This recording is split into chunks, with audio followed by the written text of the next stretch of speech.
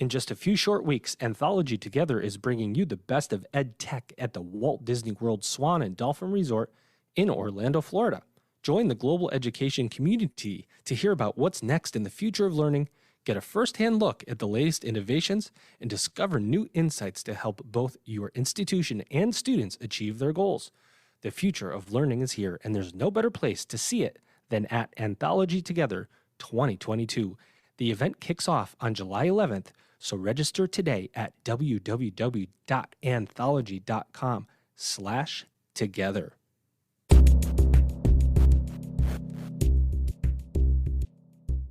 Unmuddle helps your community college to drive enrollments and revenue. Community colleges help with workforce development programs to compete on a national and global scale, offering those services to employers. It's time for a new era in higher education. Check out Unmuddle at unmuddle.com/colleges and claim your college for free.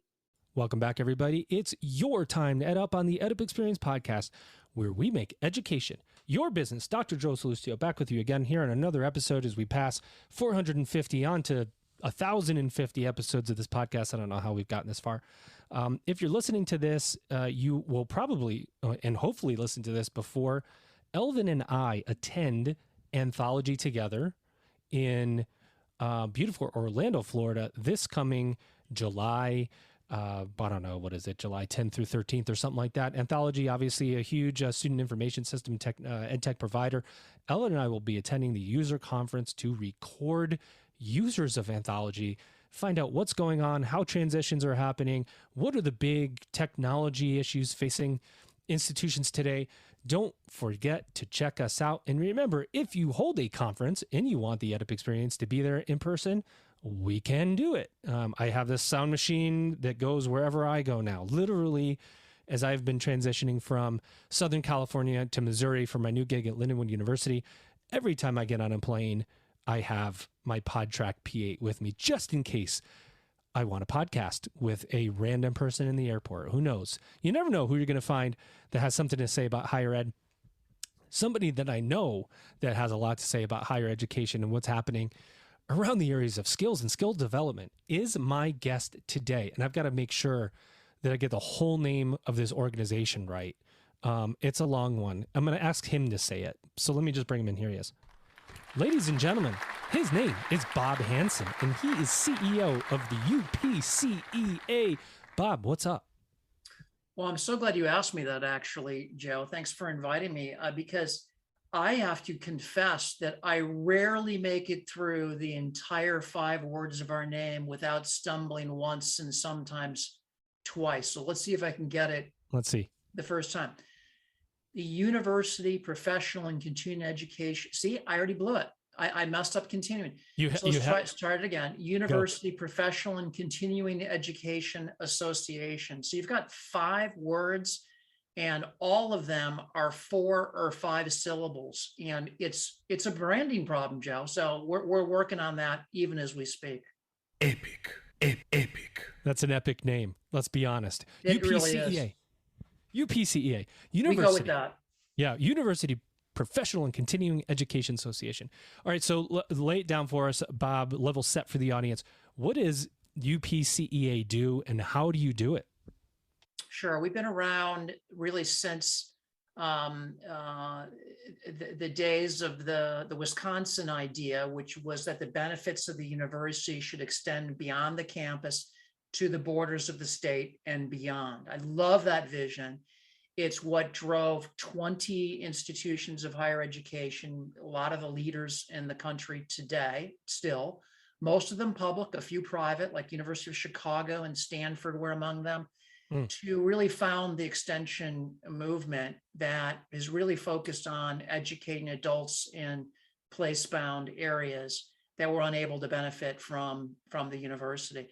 So we've evolved over time as adult learning has evolved over time. We did night school in the urban areas, and we were at the front end of the technology where you'd have videotapes and you'd go into a physical place and watch a videotape. And that was what distance learning was back then through the whole evolution of online. But our people do a lot more than that.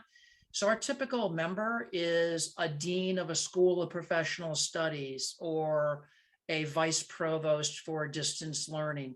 So it's whoever's the senior most person responsible for any combination of PCO. When we say PCO, we mean professional, continuing, and online education. Those are the three real facets of what we do. And we serve more than those senior leaders. We serve their teams. And in some cases, a team might only be 3 people. It may be a non-credit only thing in an elite institution. And yet at a flagship public, we could have 200 members in the vast administrative apparatus of putting together online or professional continuing education programs. Wow. Okay. So you got a huge scope. I mean, how many members are we talking about here?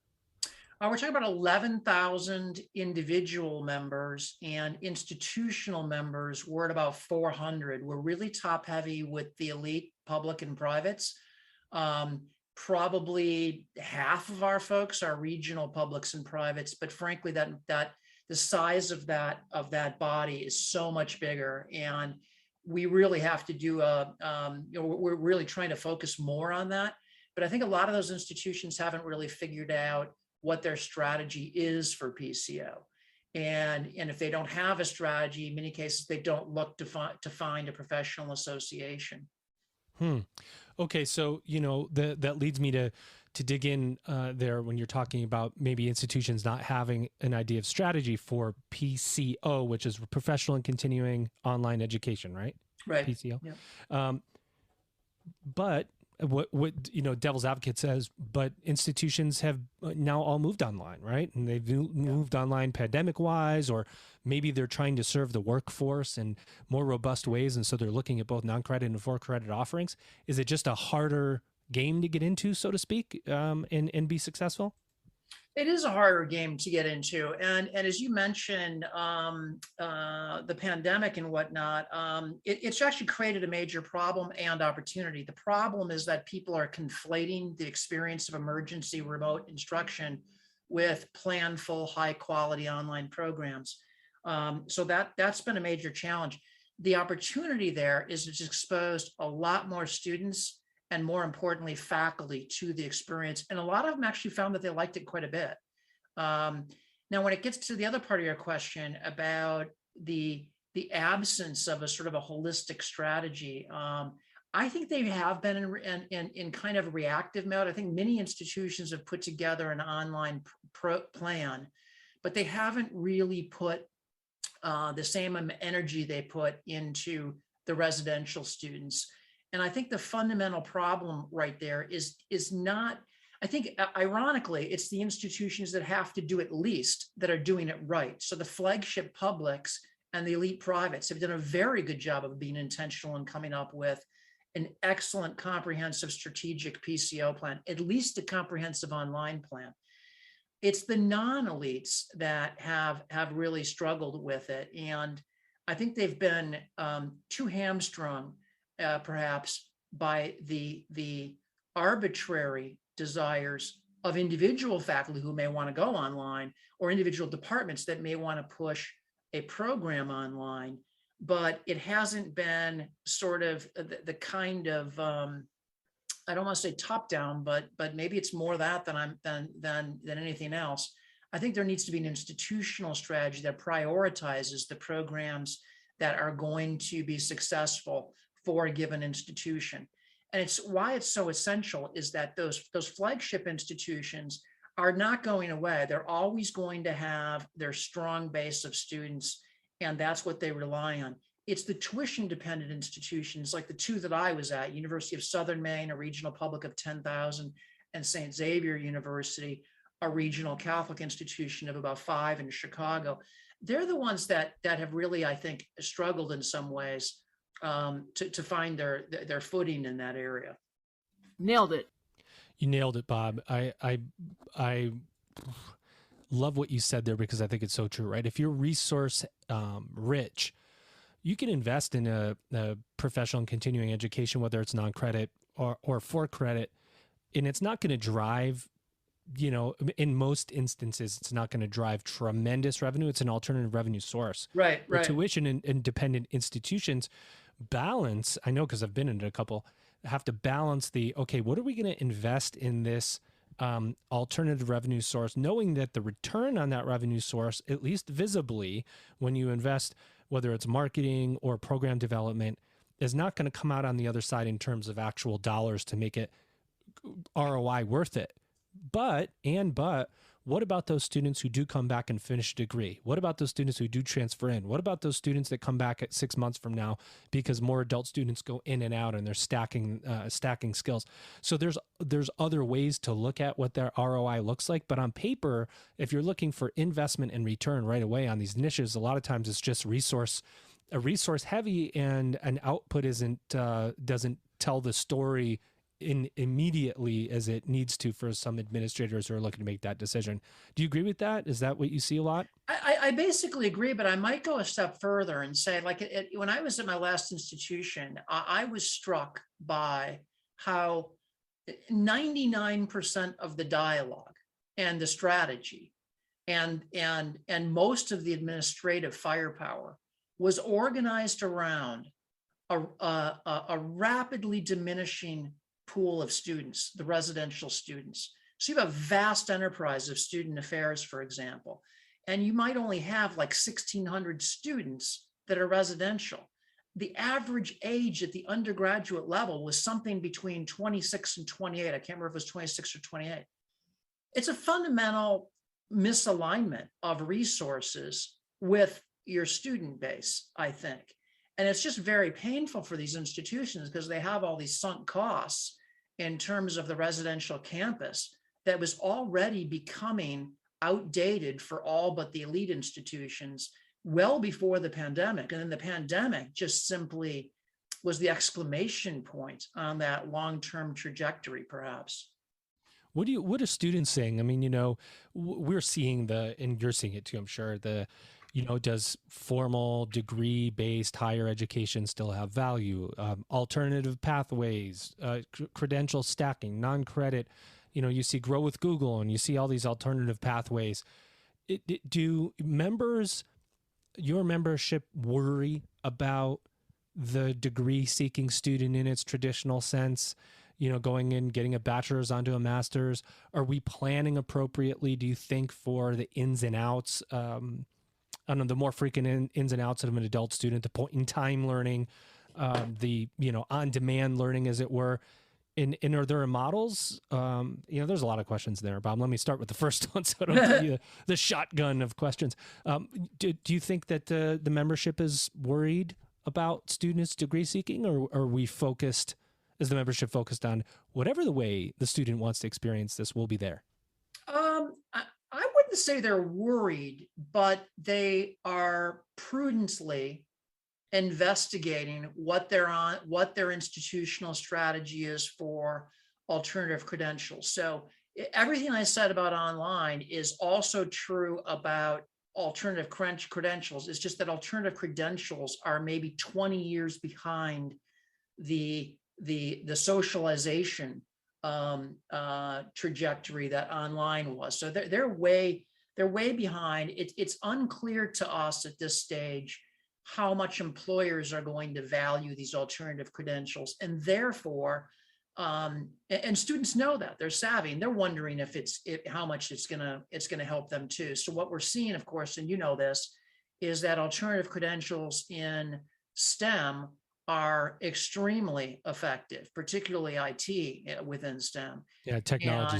And so that's terrific. There's all these companies that have evolved, institutions are evolving that.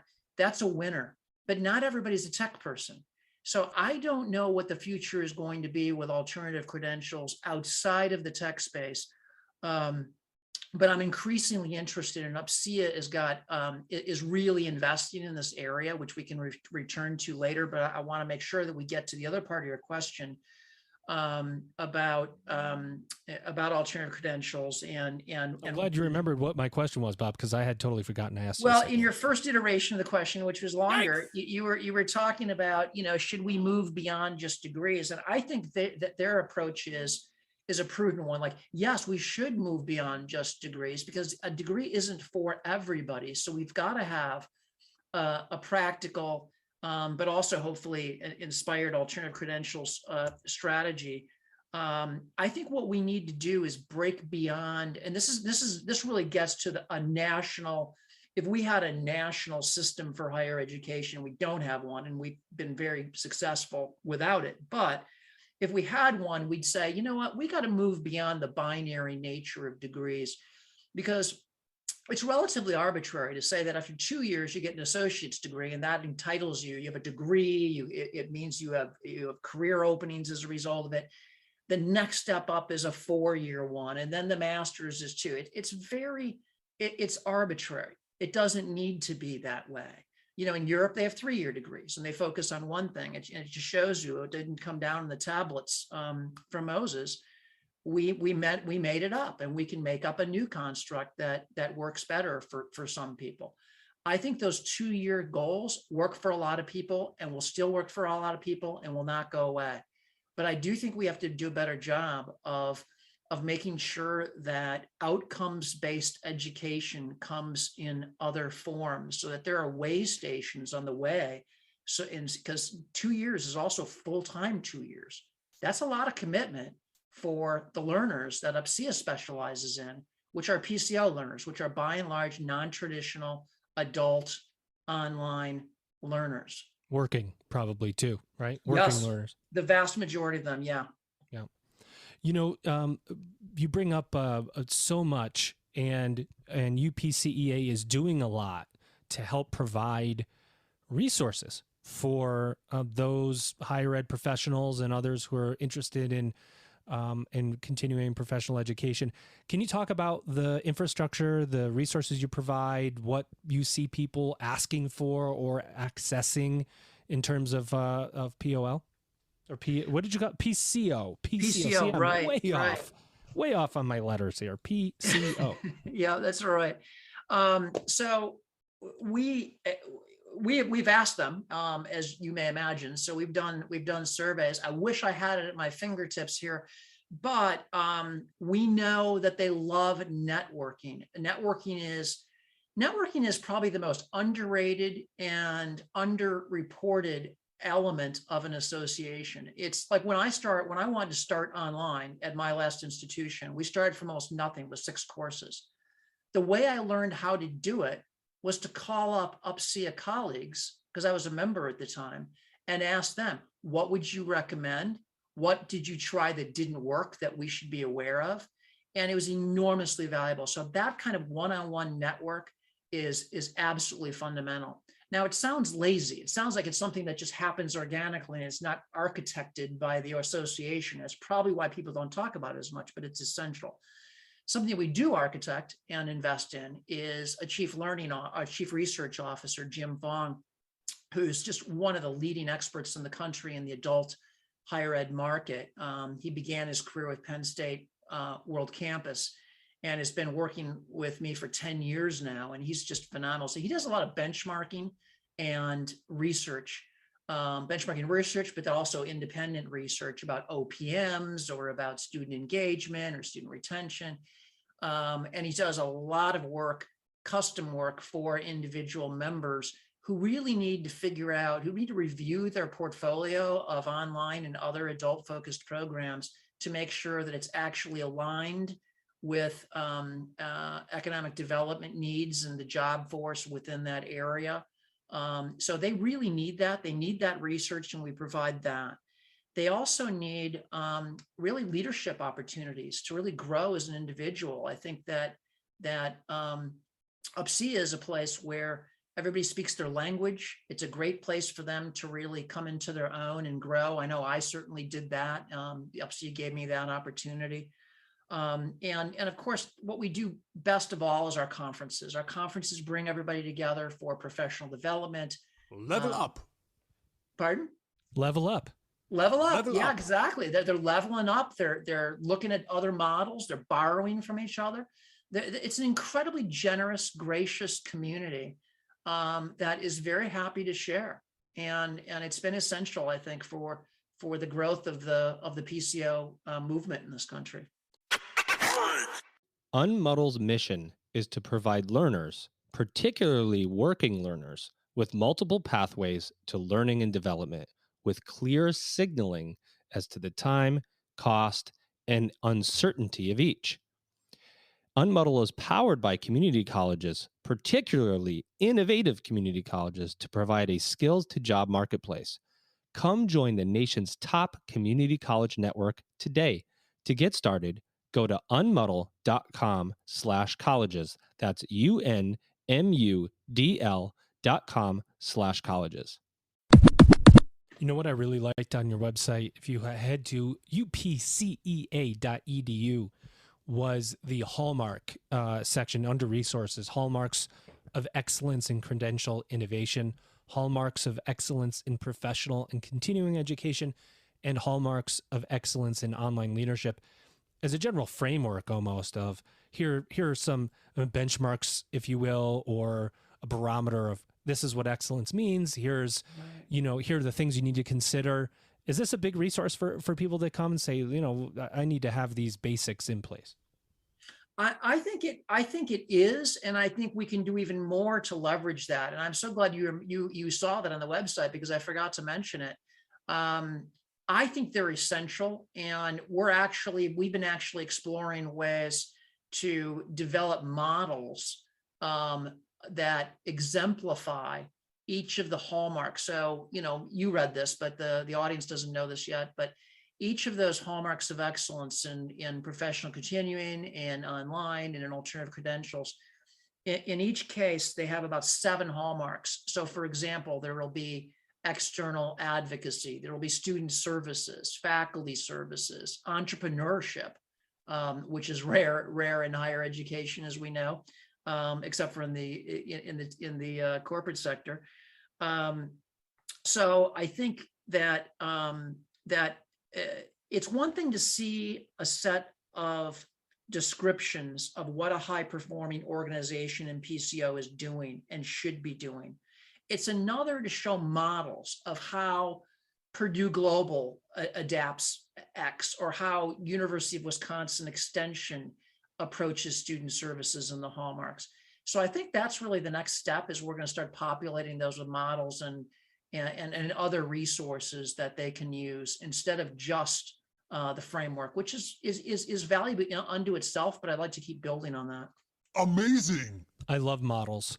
I love models that are innovative, and I love models that can help enhance our, for administrators, for faculty, for staff, to enhance our work without us having to go and reinvent the wheel, so to speak. And it's great to have associations out there that are pooling resources, if you will, and pooling brain power of those of us that work in higher ed and spitting something out, so to speak, on the other side. I was looking through your conferences and seminars piece, and you have, it looks like you have certificate trainings as well for folks. So there's like a distance teaching and learning conference coming up. Is this for PD, for event, for members to be able to come in to network, and these events must be pretty popular, right? Yeah, there's two. Those are two separate things. So the first that you're talking about is our online professional development certificates. They're called PCO Pro and PCO Leader. Those are brand new. We developed them. They're actually almost a year and a half old now, I think, but that's brand new for us. And they were under development for quite a while. And you may appreciate this. We were ready to roll them out right when the pandemic hit, and nobody had any time at all because they were all pivoting to online. Yeah. Had zero time. Their budgets were frozen. Fortunately, we had these amazing course evaluations. We were getting 4.8s and 4.9s on the average out of a 5-point scale. And that kept us going. Like, you know what? We're on to something. It's going to turn around. And sure enough, it has. Now our courses are finally filling up. It started in the late spring. It's continuing over the summer. And we're really excited about that development. We think it's important to do this because we're a profession. Mm-hmm. And I have to share, I had this interesting conversation about a year or so ago with a former faculty member who was a dean at a elite private, and she's left now, but she didn't believe we're a profession. And I think it's a fundamental, it really speaks to a fundamental problem in higher education, that if you're not a faculty member, you must not be wise. And I think it's just very, very important to grow this profession, and people understand this is really complicated. Being a biology professor or a lit professor, I wasn't a professor, but I was trained in literature and got my doctorate in that. That doesn't train you to figure out market savvy programming in online. So we really needed to teach that. We needed to teach finance. We needed to teach entrepreneurship, et cetera. I'll pause there, see if you have any questions about that before we go on to the distance teaching and learning conference that you referenced. Well, I think my question comes back to what you said originally, that, a lot of your membership is the elite privates, as you said. How do you open up? How do you open up that membership and get more, public, small privates, maybe the middle, the middle of the road schools, between 1,000 and 10,000 student schools who are tuition dependent and looking at alternatives? How do you get more schools involved that are outside of that, traditional norm? I think we do have them, and most of our institutions, our member institutions, are public. So I think we're about 70 to 75% public. It's just that we have a high concentration of the elite publics and the elite public privates. But the reality is we dig pretty deep. What we don't do as good a job is bringing in community colleges, and I think part of the challenge is the first word in our name, university. So we don't emphasize the full name anymore. We just go by UPCEA. But I think we have room to grow there. And I think one way to reach community colleges, but also those other institutions you're talking about, the tuition dependent regionals that we don't get a high enough percentage of the share of the market, is to really emphasize online, because I think continuing education is often seen as non-credit and as yesterday's news. And yet it's still part of our legacy brand, whereas in fact, the majority of our members are really robust in online. They're the leaders in online. And I think that's where you actually are able to expand, because everybody's in online now and they need help. And the ones who need the most help are not Oregon State University, which our board president is from. It's not University of Wisconsin. It's not Northwestern. It's definitely the directional schools. And those are the ones that I think we need to really do a better job of serving by using the front door of UPCEA, making sure there's a second front door that's for online, not just professional continuing education, which has been our legacy. Yeah, you make a good point about people saying, professional or continuing education being associated with non-credit. It can be for credit. Professional education can be for credit, certificate programs that lead into a degree. They could be marketed and financial aid funded. There's non-credit offerings for credential stacking. It can be a lot of those things, but you're right. I think that we in higher ed associate anything that doesn't say degree with non-credit. And that is, I think, the wrong way to think about it. Right. So it wasn't the calling card that we needed for cash-strapped institutions. Online is. True.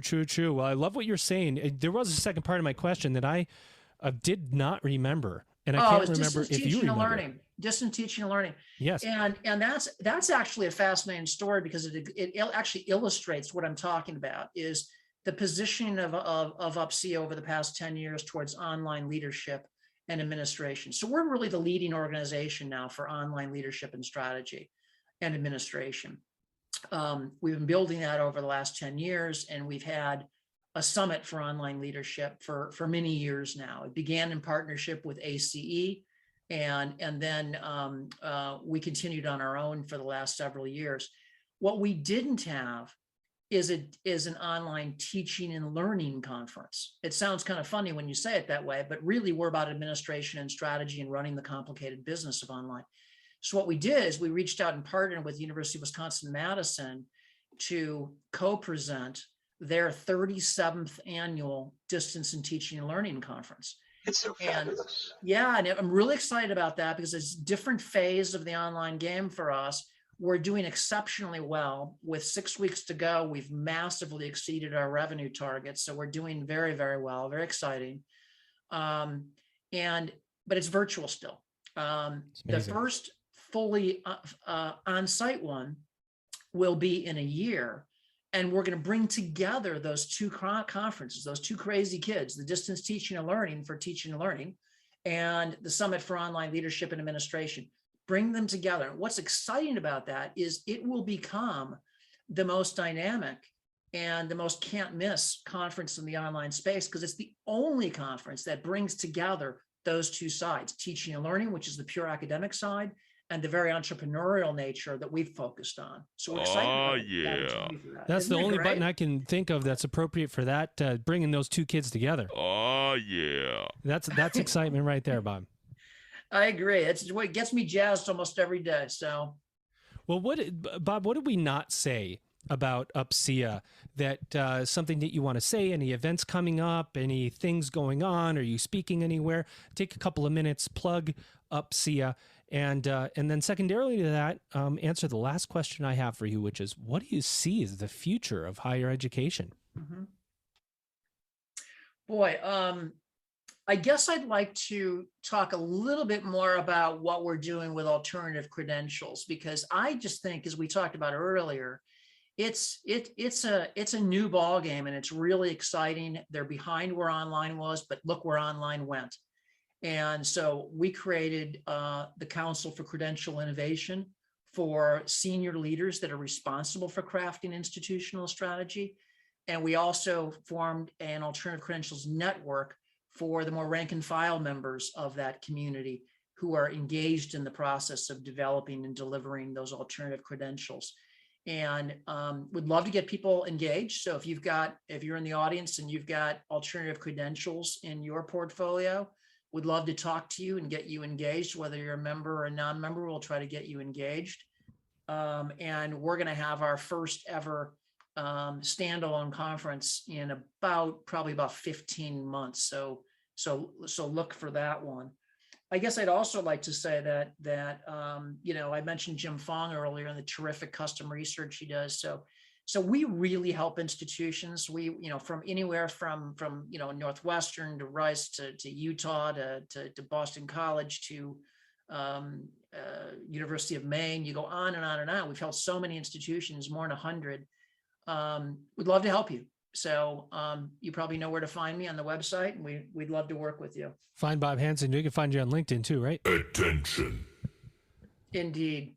I love it. Okay, what's the future of higher education, Bob? I'm often asked this question as you are, and I guess I had a flip answer earlier as I was thinking about this, and the future of education is now. I don't know how anyone could predict with any kind of certitude what higher ed is going to look like in 5 years.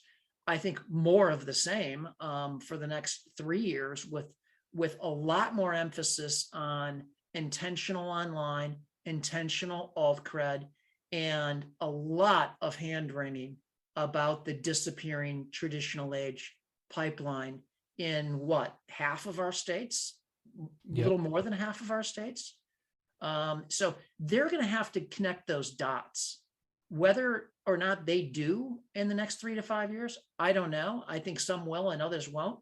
But the dots to connect are the disappearing traditional age students and the strategic imperative at the institutional and national level to train up and career up our post-traditional audience.